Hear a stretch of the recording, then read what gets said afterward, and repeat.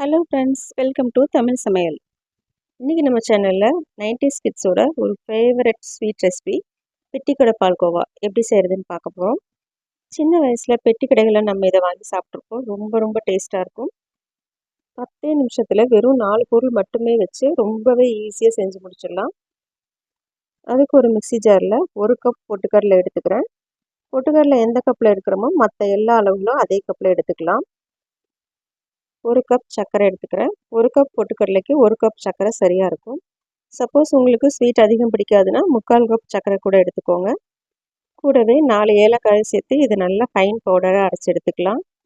Suppose உங்களுக்கு fine பவுடராக அரைக்க முடியலன்னா அரைச்சிட்டு சல்லடை வச்சு சலிச்சு கூட எடுத்துக்கோங்க. இப்போ பாருங்கள், ரொம்ப ஃபைன் பவுடராக இருக்குது. இந்த அளவுக்கு அரைச்சா போதும். இப்போ இது இருக்கட்டும். ஸ்டவ்வில் ஒரு பேன் வச்சுட்டு நம்ம எந்த கப்பில் பொட்டுக்கடலை எடுத்தோமோ அதே கப்பில் 1/2 கப் நெய் எடுத்துக்கலாம். உங்களுக்கு இவ்வளோ நெய் சேர்க்க விருப்பம் இல்லைன்னா பாதி அளவு எண்ணெய் இல்லைன்னா டால்டா கூட சேர்த்துக்கலாம். ஆனால் நெய் சேர்த்து செய்யும்போது தான் ரொம்பவே வாசனையாகவும் டேஸ்ட்டாகவும் இருக்கும். ஸ்டவ் மீடியம் ஃப்ளேமில் வச்சுட்டு நெய் நல்லா சூடானதும் ஸ்டவ் ஆஃப் பண்ணிவிட்டு நம்ம பொட்டுக்கடலை மாவு சேர்த்துக்கலாம். இந்த அளவுக்கு சூடானால் மட்டும் போதும். இப்போ ஸ்டவ் ஆஃப் பண்ணிவிட்டு தான் நம்ம பொட்டுக்கடலை மாவு சேர்க்கணும். மாவு சேர்த்ததுக்கப்புறம் இதை நல்லா மிக்ஸ் பண்ணிக்கலாம்.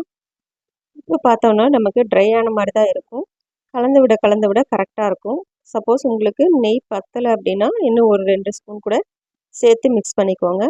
ஆனால் நான் சொன்ன அளவுகள் படி நீங்கள் செஞ்சீங்கன்னா கரெக்டாக இருக்கும். இப்போ பார்த்தீங்கன்னா தெரியும், மாவு நெய் எல்லாமே ஓரளவுக்கு மிக்ஸ் ஆகி வந்திருக்கு. இன்னும் கொஞ்சம் கூட நம்ம கலந்துக்கிட்டே இருக்கும்போது கரெக்டாக வந்துடும்.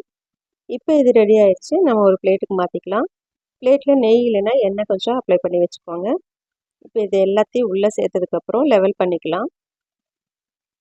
உங்களுக்கு லெவல் பண்ணுறது கஷ்டமாக இருந்ததுன்னா இது மாதிரி கை வச்சு கூட பண்ணிக்கலாம். கை வச்சு பண்ணும்போது கை சூட்லேயே நல்லா இலகி வந்துடும்.